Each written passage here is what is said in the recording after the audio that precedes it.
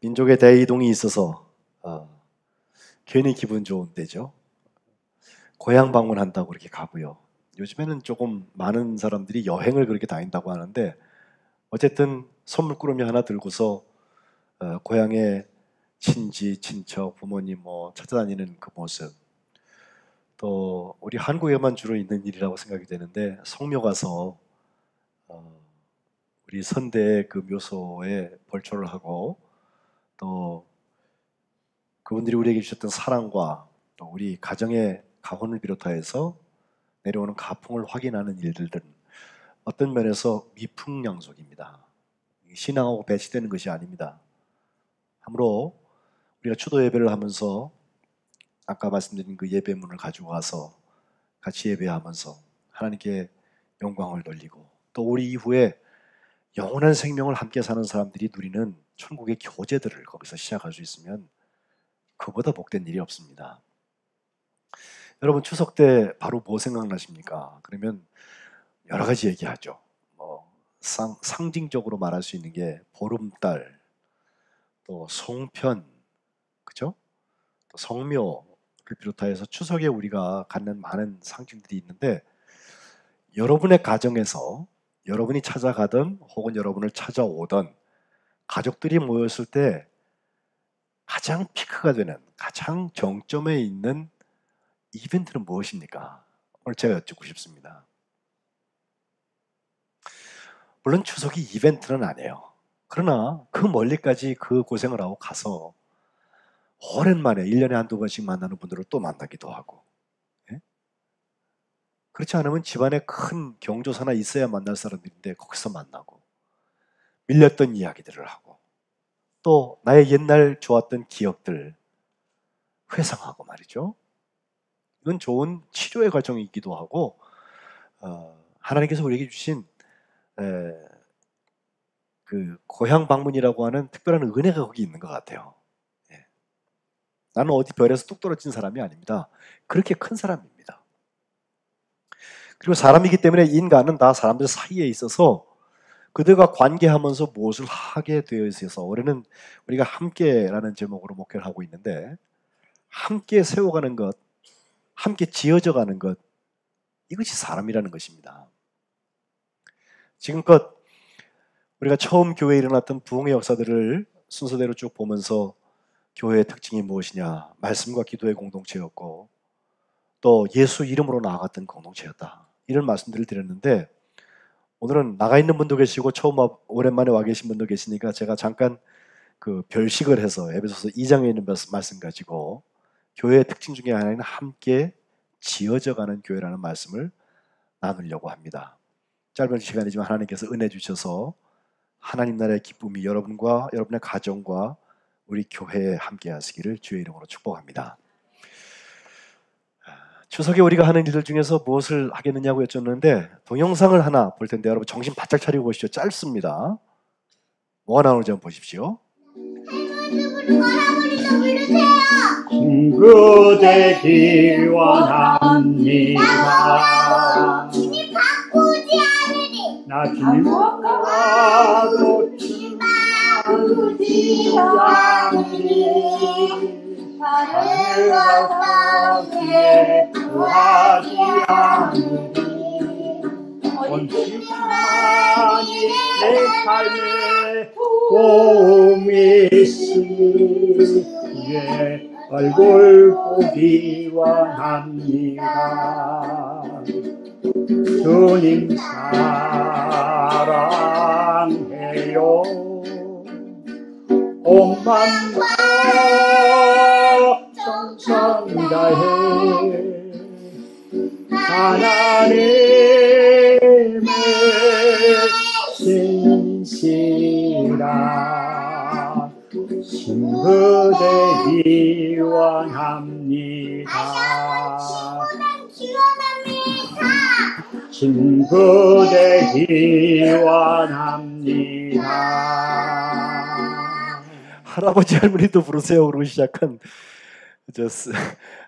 찬양 리더가 저기 나오는데 아유 보고 얼마나 귀엽든지. 예? 제가 요즘 세대에 태어났으면 제가 저짓하고 있었을 것 같아요. 예.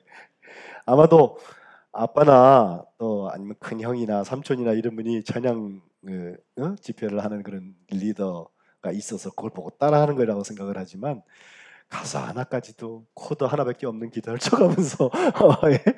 그 가정의 찬양을 끌고 가는 한 아이의 모습을 보면서 저게 신앙의 전승이 거기 있다는 거예요. 그죠? 애는 아직 비판적으로 뭐 따지고 배운 거 아니잖아요, 저거. 근데 몸으로 그대로 체득하는 거예요. 그러니까 우리가 추석에 가서 오랜만에 만난 식구들하고 다른 것들도 해야 돼요. 하세요. 그러나 그와 함께 저런 시간 가져보면 얼마나 좋겠어요. 그죠? 또 같이 기도할 수 있는 거. 분명한 거 하나는 기도하면요. 마귀 사탄이가 다 도망가요. 예. 기도하는 집 하나님께서 지키시기 때문에 그래요. 기도는 하나님과 소통이니까 하나님과 소통되고 있는 함께의 자리에 사탄이가 들어올 수가 없습니다. 오늘 본문 에베소서 2장에 있는 말씀은 우리의 변화를 가장 잘 설명해 주는 말씀이라서 11절부터 보면 그때 우리가 어떤 사람이었나, 이것은 과거의 이야기입니다. 그때 우리는 육체로 이방인이었다. 할례 받은 사람들로부터 우리가 할례 받지 못한 사람이라고 구분된 사람들이었고, 또 12절에 가보면 바깥의 사람입니다. 이방인과 함께 외인이라는 말입니다. 하나님의 언약의 약속, 그 약속의 언약들로부터 열외된 바깥에 있는 사람들이었다. 그리고 세 번째로는 세상에서 소망도 없고 하나님도 없는 사람이었다. 이렇게 우리를 표현했습니다. 이것은 적어도 한국 사람들, 저처럼 뭐 나서부터 교회를 출석한 사람이라 할지라도 적어도 모든 한국 사람들에게는 동일하게 적용되는 표현입니다.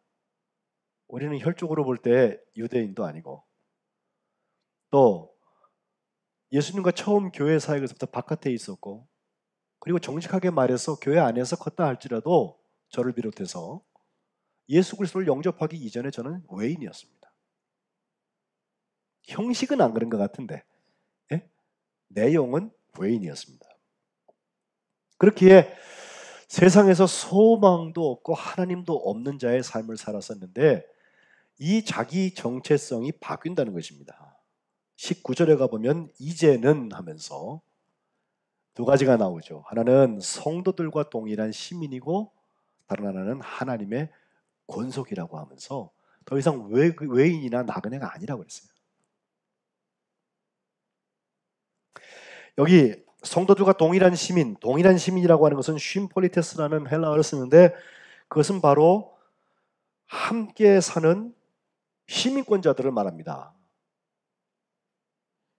제가 지난 주간에 우리 성북구 안에 있는 목사님들과 함께 세미나를 하나 같이 했는데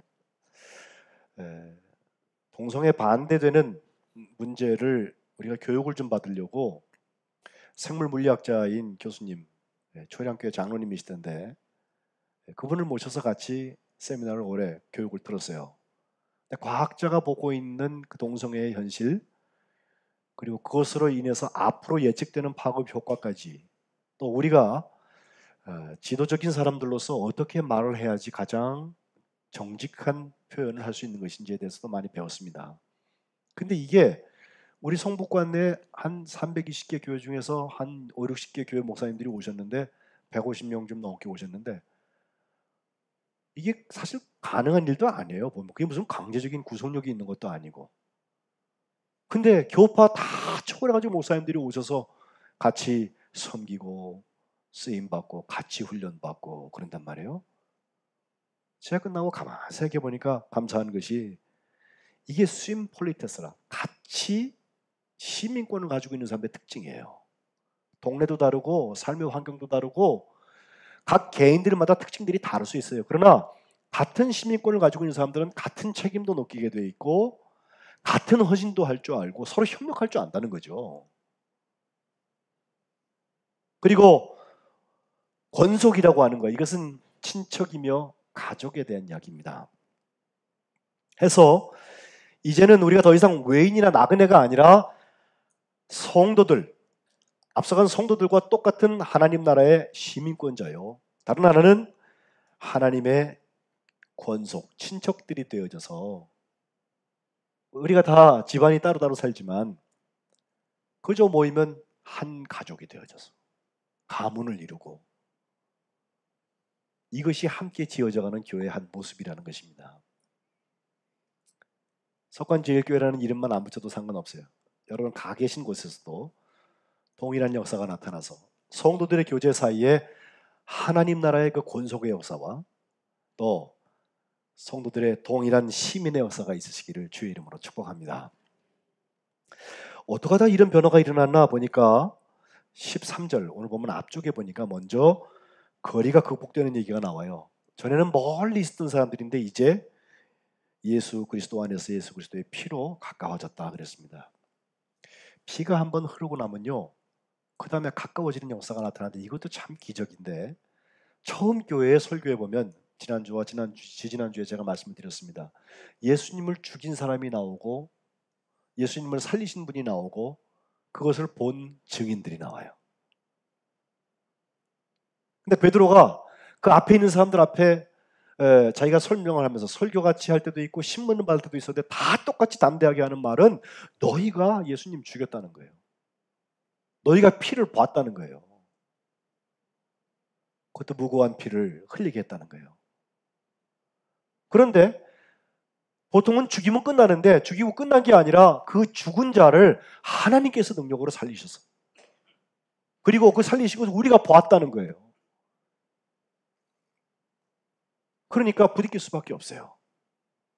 그런데 부딪힘 속에 많은 사람들은 회개하는 사람들의 역사가 나타나서 형제들아 우리가 어찌할꼬 하면서 3,000명이 회개하기도 하고 남자만 5,000명이 예수를 믿게 되기도 하고 큰 무리의 남녀가 모여지는 역사도 나타났던 것입니다. 거리가 극복되는 것입니다. 멀리 있던 사람들이 예수 그리스도의 피로 그리스도 안에서 가까워지는 것입니다. 다른 말로 이것을 표현하면 화평 혹은 평안이라고 하는 말로 보면 앞에 설명을 하고 있는데 14절에 보면 둘로 하나를 만드셨다고 했는데 둘로 하나를 만드실 때 그리고 평화를 화평하긴 역사를 이루시는데 그 사이에 있던 막혀있는 담을 하나님께서 허셨다는 거예요. 자기 육체로 허셨다. 이것이 바로 예수님의 십자가의 역사인 것입니다. 이것은 담을 헐어서 막혔던 곳을 열어놓는 역사입니다. 바로 오픈의 가치입니다. 그런가 하면 16절에 가보면 십자가로 하나님과 화목되게 하셔서 원수된 것을 십자가로 다 소멸시켜 버리셨다고 했는데 그 다음에 18절에 가보면 왜 이런 일을 하셨을까? 성령 안에서 아버지께 나아감을 얻게 하려고. 목적이 분명해요. 이거 한 다음에 기독교 제국 탁 세워가지고서 우리가 권세를 잡고 세상을 호령하고 호의호식하고 땅에 좋은 집 지으라고 하는 것이 아니라 결국 우리는 한 성령 안에서 아버지를 향해서 나갈 수 있도록 방향성을 설정해 주셨는데 바로 그것이 우리가 함께 공유하고 함께 참여해 나가야 될 곳인 것입니다. 창세기 28장에 야곱이라는 사람이 여행을 시작하는 장면이 나옵니다. 형한테 팥죽 한 그릇에 장자권을 뺏어 먹고 그 다음에 형만 속인 것이 아니라 형은 아버지 밥을 준비하려고 사냥하려고 나가 있는데 그 시간에 지가 형 대신에 형 분장을 하고 아버지한테 가서 내가 애섭니다 하면서 축복을 받았어요. 그리고 났더니 나중에 이제 형이 사양해가지고 아버지한테 요리를 해가지고 들어갔더니 아버지가 난 이미 축복할 거 다 했다고. 너 누구냐? 그렇게 말씀하니까 형이 얼마나 화가 났든지 이놈의 자식 내 죽인다고. 네? 그걸 보고 그 어머니가 내가 어떻게 하루에 둘을 다 잃겠나 해서 둘째를 도망을 시키는데 그 도망하는 시작이 창세기 28장 10절에 있는 말씀이에요. 거기서부터 보면 브에세바를 떠나서 하란을 향하여서 가는 때 그 걸어가는 길에 해가 지게 되어져서 거기서 노숙이죠. 유숙을 하게 되었는데 돌멩이 하나를 갖다 놓고서 거기에 베개를 베고서 거기서 잠이 들었는데 그 잠 중에 꿈이 꾸어졌어요. 꿈은 내가 꾸려고 꾸어지는 거 아닙니다. 근데 그 꿈속에 나타난 일을 보니까 사닥다리 하나가 하늘까지 저기 닿았는데 그 위에서 아래로 아래에서 위로 천사들이 오락내리락 하는 것을 보게 되고 그와 함께 하나님께서 그 위에서 누워있는 나에게 하는 말씀이에요. 나는 여호와다 하면서 너의 조부 아브라함의 하나님, 그 다음에 아버지라는 말은 없지만 이삭의 하나님, 그리고 이제 곧 너의 하나님이 된다고 하는 얘기예요. 이게 3대 신앙이죠. 그리고 내가 지금 누워있는 그 땅을 내가 너하고 내 자손에게 주겠다고 말씀하셨고, 동서남북으로 네 자손들이 막 퍼져나가서 네 자손들 때문에 다른 사람들까지 복을 받게 되는 역사가 있겠다고 약속을 해주시는데, 15절에 가면 바로 이 함께가 나옵니다. 내가 너와 함께 있어서 내가 어디로 가든지 너를 지키고 너를 이끌어서 이 땅으로 돌아오게 할지라, 내가 내게 허락한 것을 다 이루기까지 너를 떠나지 아니하겠다고 그러시는 거예요. 우리가 어떤 이유로 뭐 직장도 그럴 수 있고, 요새 뭐 거주가 자유로우니까 동네를 떠나게 되어져서 주일을 이 교회에서 못 지킬 수도 있고 그래요. 예. 지금같이 민족의 대이동그럼 다 고향에 나가 있으니까 또 거기서 예배드리고 그래야 될 거예요. 그런데 중요한 것은 우리가 어디를 가든지 하나님께서 우리가 동행하시는 함께의 역사, 이걸 의식한 사람과 의식하지 못한 사람은 다릅니다. 개인적으로 제가 외국에 나가게 될 때 돌아가신 선생님께서 제게 이 말씀을 읽어주시면서 성경책에다 앞에다 또 따로 써주시면서, 그 이후에 아버지 기도 시간하고 제 기도 시간은 로컬 타임, 현지의 시간으로 볼 때는 시간이 달랐지만 사실은 같은 시간에 기도했어요.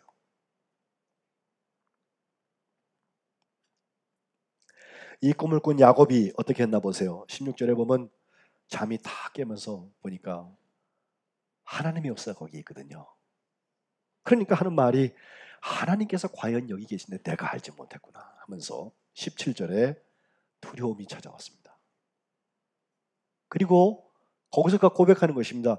두렵다 이곳이요, 이것은 다름 아닌 하나님의 집이요 하늘의 문이다 라고 그랬어요. 하나님의 집과 하늘의 문을 바라보면요, 거기에는 열림과 또 공유와 그리고 함께 참여하는 역사가 다 들어있습니다. 문을 통하여서, 사닥다리를 통하여서 위아래가 연결됩니다. 열리는 것입니다.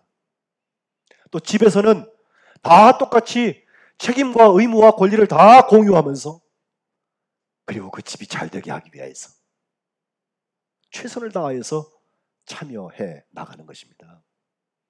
한 집안에서 이런 일이 있는 것처럼 교회도 그렇고 우리 그리스도인 전부의 공동체도 마찬가지고, 함께 지어져가는 공동체, 교회의 아름다운 모습들을 감당해 나가는 여러분들 되시기를 주님의 이름으로 축복합니다. 이제부터라고 하면서 이제 본문에 나오는 세 가지 동사가 나오는데, 우리가 성도들과 동일한 시민이 되고 하나님의 권속이 되면 뭘 해야 되나? 20절에는 세우심을 입는 것입니다. 여러분, 우리가 세울 것 같죠? 아닙니다. 하나님이 세워주시는 거예요. 우리는 세우심을 입는 거예요. 예? 교회에서 가끔 직분 같은 거 가지고서 자기가 뭐 되고 싶어 가지고서 운동하는 분들이 계시다고 그래요. 우리 교회는 그런 거 없는 줄 확실히 믿는데. 예? 또 교단에도 보면요, 뭐 되려고 그러면 운동을 해요. 거참, 전도를 해야지 왜 운동을 하지? 난 참 이해가 안 가요. 예? 예? 운동할 때 들어주는 사람도 공범이야. 그죠? 운동하면 오히려 그에게 불편함을 줘야 맞습니다. 그게 정직한 거지요. 사바사바 해가지고 너만 알아 이렇게 하고, 예? 다 죽는 거예요. 다 죽는 거. 그렇게 하면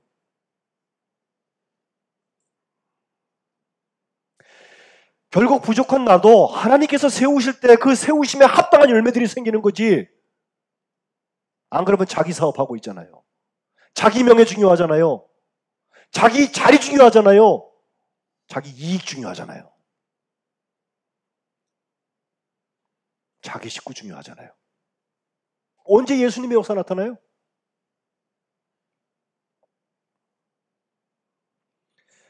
심폴리테스, 함께 하나님의 시민이 되었다. 하나님 나라의 시민이 되었다고 하는 것은 바로 그 터는 사도들과 선지자들의 터 위에 예수님께서 친히 코너스톤, 그 모퉁이 돌이 되셔서 세워나가시는 그 건물에 세움을 받는 거예요. 우리가 세우신 분은 성령께서 하시는 거예요. 그게 교회입니다. 두 번째 있는 말씀을 보니까 21절에 주 안에서 성전이 되어 간다고 했는데, 이 역시 우리가 인위적으로 해나가는 건 아니에요. 그러나 성령께서 그것을 하세요. 그래서 그 안에서 나라고 하는 건물과 다른 건물들이 쭉 있어서 그들이 전부 서로 연결하였다. 예? 함께죠. 연결되어 있는 거예요. 서로 연결되었다는 말씀만 보면 저는 늘 에스겔 골짜기에서 에스겔 선지가 보았던 그 마른 뼈다구의 형 환상이 생각이 나요. 하나님도 참 황당하신 분이야. 그럴 때 보면 그냥 다 말라비틀리는 뼈다귀한테 가가지고요, 이게 살겠냐 물으세요. 안 봐도 비디오지 보면 몰라요. 이렇게 얘기할 수 있는데 거기다 대고선 생기를 대하라는 거예요. 야, 이 미칠 노릇입니다. 우리의 눈으로 볼 때 이건 불가능한 일입니다.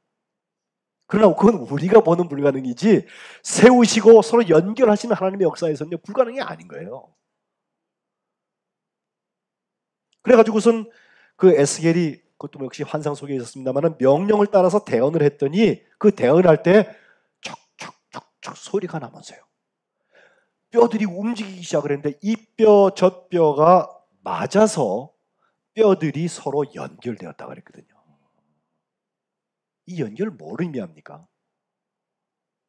마치 우리가 운동 같은 걸 하다가 탈골이 좀 되어져서 그걸 그냥 헐렁헐렁한 거 끌고 가가지고서는 정형외과나 그런 데 가가지고서는 다시 다 끼워 맞추면요, 탁 맞은 다음에 아직 아프고 부어있지만 한참 지나면 다시 이걸 잘 쓸 수 있는 것과 마찬가지로 뼈와 뼈를 정확하게 맞추는 그 서로 연결함, 그것이 바로 그 안에서 건물마다 혹은 벽돌마다 서로 연결하여져서 성전을 이루어가는 것입니다. 그 지체 하나만 삐그덕거려도요 전부 욕을 먹습니다. 긴장해야 합니다. 나의 입술에 어떤 말이 담겨져 있는지, 나의 생각 속에 어떤 생각이 담겨져 있는지, 내가 익숙하던 가치와 하나님이 기뻐하시는 가치가 어떻게 구분이 되는지 분명하게 구분하여서 이제는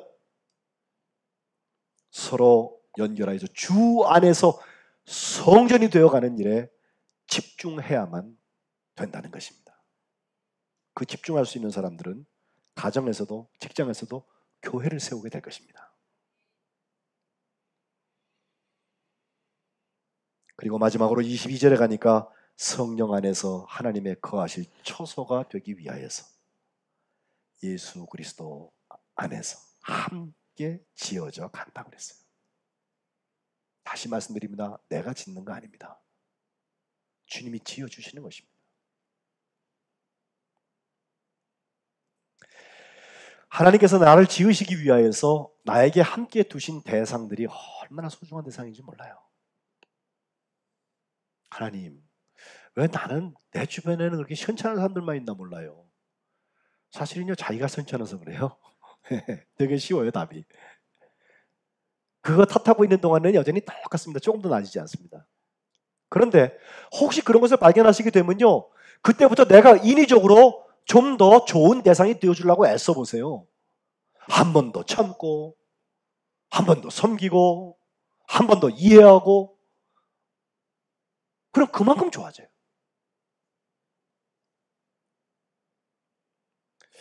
영화 배우 얘기 하나 좀 하고 싶은데, 여러분 여기 턱이 쏙 들어간 배우 컥 더글라스라는 배우를 기억하십니까? 저분 기억하세요? 저는 저분 벌써 돌아가셨을 줄 알았는데 최근에 보니까 아직 살아계세요. 1916년생이에요. 그러니까 흰 백자 쓰는 100세예요 올해. 예? 그 다음 사진은 꽤 많이 나이가 들어서 찍은 사진도 있고 이런데, 근데 이분이 정말 영화계에서 원로이기도 하고 나중엔 그 영화 감독을 해서 많은 또 영화를 찍어내기도 하고, 또 그 아들 중에 아들을 넷을 낳죠. 사실 두 부인에게서 넷을 낳긴 했는데 둘씩 아들을 낳는데 제일 큰 아들이 우리가 잘 아는 마이클 더글라스라고, 예? 아빠와 비슷하게 생겼는데 훨씬 더 좀 아주 풍채도 좋고 그런 배우를 우리가 보고 있는데,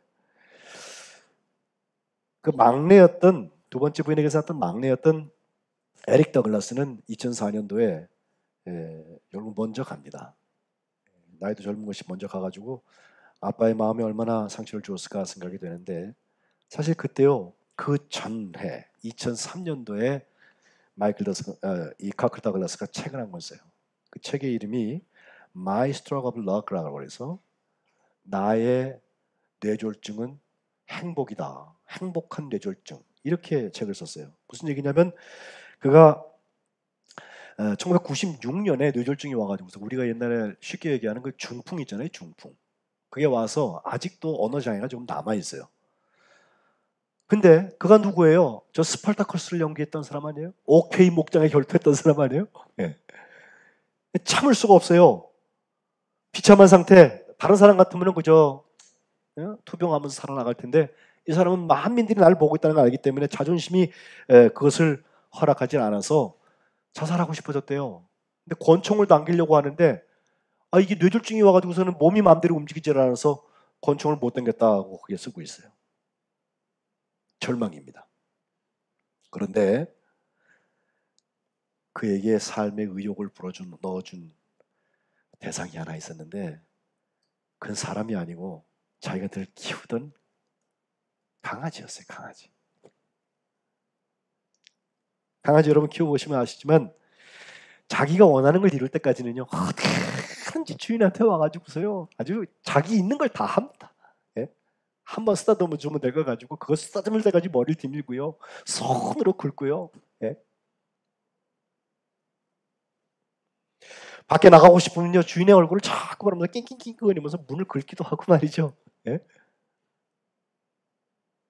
더글라스가 자기 강아지의 모습을 이렇게 보면서 다른 건 몰라도 내가 몸이 조금 나아지면 저 강아지한테 저건 좀 내가 할 줄 알겠다. 삶의 의지가 생겼습니다. 모든 생명체는 도움이 필요한 것이다 라고 하는 사실을 깨달으면서 그때부터 강아지하고 나누고 섬기는 삶을 살기 시작했어요. 강아지는 자기 보고서는 욕 안 하잖아요. 기적적으로 치유가 시작이 되었습니다. 그리고 영화에 다시 출연도 하고 영화를 또 만드는 일을 할 수 있었다고. My Stroke of Luck, 행복한 나의 뇌졸중이라고 책을 적고 있어요. 우리말로도 번역이 됐는데 조금 다른 이름으로 의역을 해놨더라고요. 시련은 곧 희망입니다 라고 자기 투병기를 기록해 놨습니다. 거기 보면은 투병 생활을 정리하면서 병과 싸워 이기는 법 4가지를 말하는데 이렇게 되어 있어요. 첫 번째는 상황이 더 나빠질 수도 있다는 것을 인정하라는 거예요. 아이고 이게 끝이면 좋겠다. 다 마찬가지예요. 그건 더 나빠질 수도 있어요. 수치가 더 나빠질 수도 있다고. 근데 그게 끝은 아니에요. 그렇기 때문에 두 번째는 포기하지 말라는 거예요. 그리고 세 번째는 그 어렵고 힘든 중에도 유머 센스, 유머 감각을 잃지 말라고 그랬어요. 우리 강 집사님 지난번에 뇌졸중이 와가지고 갔더니 저를 보고요, 제가 누군지 아세요? 라고 했더니 저를 보고 잘생긴 목사님이요 씩 웃더라고. 몸을 안 움직이는데도 나 그렇게 좋을 수가 없었어. 예, 앞에서 막 표현은 못해도. 잘생겼다는 말 때문에 좋은 게 아니라 환자가 유머 센스를 가지고 있는 건요 살아난다는 얘기예요. 그게 차이가 많습니다. 그거는. 예? 그리고 마지막 네 번째는 다른 사람을 도우면서 그 좌절감을 극복하라고 그랬어요. 이 자기가 해본 거예요. 지금 99세 된 할아버지가 하는 얘기입니다. 여러분, 우리가 함께 지어져가는 대상들이 있습니까? 하다못해 미물인 강아지라도 좋아요. 하나님께서 내게 서로 협업하게 하시고 콜라보, 네? 또 함께 세워가게 하시고, 그 중에서 아마 가장 소중한 사람들은 나의 배우자일지도 모르죠. 나의 자식일지도 모르죠.